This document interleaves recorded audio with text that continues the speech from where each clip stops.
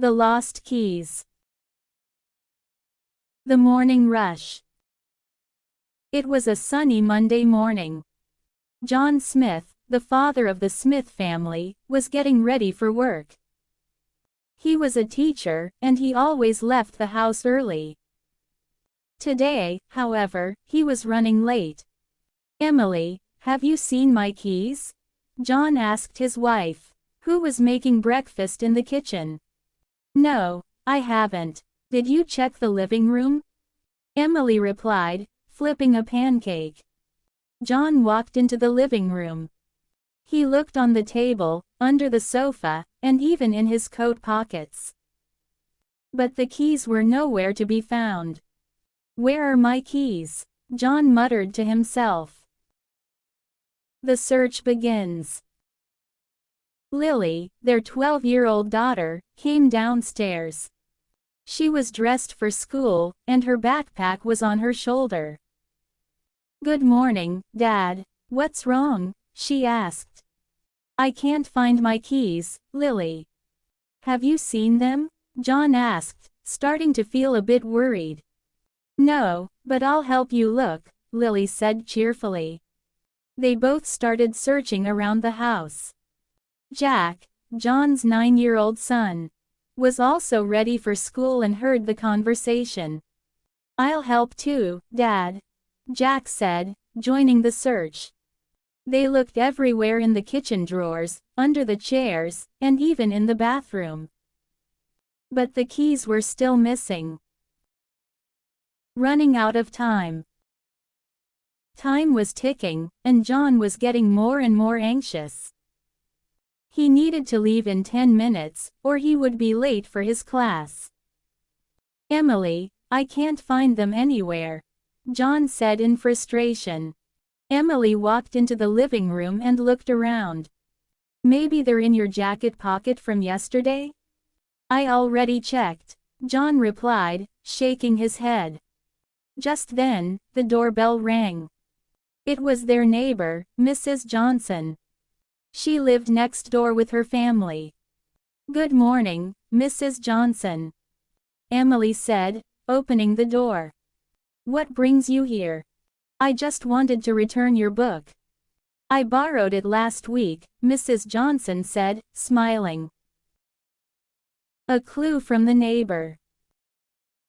As Emily talked with Mrs. Johnson, John suddenly remembered something. "Wait a minute," he said, thinking. "I was at Mrs. Johnson's house yesterday. I think I left my keys there." "Oh yes, you came over to help with the garden," Mrs. Johnson said. "Maybe they're still in my living room. Let me check." Mrs. Johnson quickly went back to her house to look for the keys. After a few minutes, she returned with a big smile on her face. "Here they are," she said, holding up John's keys. Problem solved. John let out a sigh of relief. "Thank you so much, Mrs. Johnson. I was so worried." "No problem. It happens to everyone," she replied. John quickly grabbed his keys and rushed to the car. "Have a great day, everyone," he said as he waved goodbye to his family. "Bye, Dad," Lily and Jack shouted together. Emily smiled.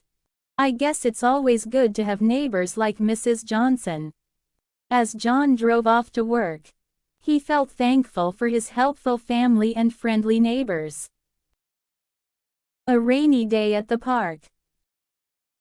The plan for a sunny day. It was Saturday morning, and the Smith family had big plans. John and Emily, along with their children Lily and Jack, were excited to spend the day at the park. The weather forecast said it would be a sunny day, perfect for a family picnic and playing games. "Are you ready for the park?" John asked as he grabbed the picnic basket. "Yes," Lily and Jack shouted together. They were excited to play soccer and fly their new kite. Emily packed sandwiches, fruit, and drinks for the family. "It's going to be a fun day," she said with a smile. A sudden change in the weather. The family left their house and walked to the nearby park.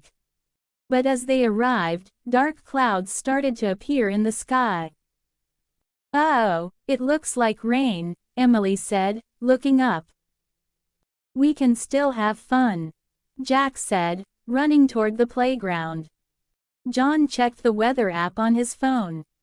The forecast was wrong. It says there will be rain soon. Lily frowned. "But we just got here. I wanted to play soccer." The rain begins. Suddenly, it started to rain. At first, it was just a light drizzle, but soon the rain became heavier. "We should find shelter," John said, taking out an umbrella. The family ran to a nearby picnic shelter to stay dry. The park was now empty, and the swings and slides were wet.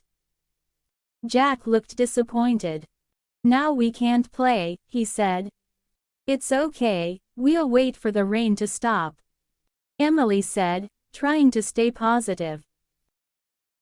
Making the best of it.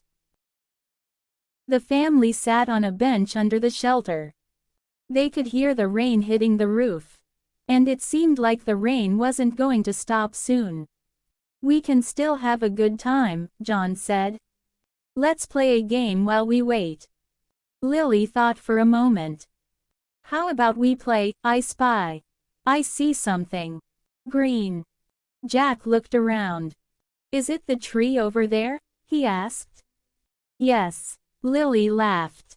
They continued playing the game, guessing colors, shapes, and objects they could see from the shelter. Even though they were stuck in the rain, they found a way to have fun together. The rain stops. After about 30 minutes, the rain finally stopped. The sky was still cloudy, but the heavy rain was gone. "Look, the sun is trying to come out," Jack said, pointing to the sky. "Great. Let's go and play before it rains again," John said. Lily and Jack ran to the playground. They couldn't fly their kite, but they had fun on the swings and slides. John and Emily watched them, happy that the rain didn't ruin their day completely. A special moment. After a while, the family sat down on a dry part of the grass to enjoy their picnic. Emily opened the basket and handed out the sandwiches. "I thought the rain was going to ruin everything," Lily said between bites. "But we still had fun," Jack added with a smile. John nodded. "Sometimes, things don't go as planned. But it's how we deal with it that matters." The family enjoyed the rest of the afternoon at the park. Even though the day didn't turn out exactly as they had expected, they were together and made the best of it.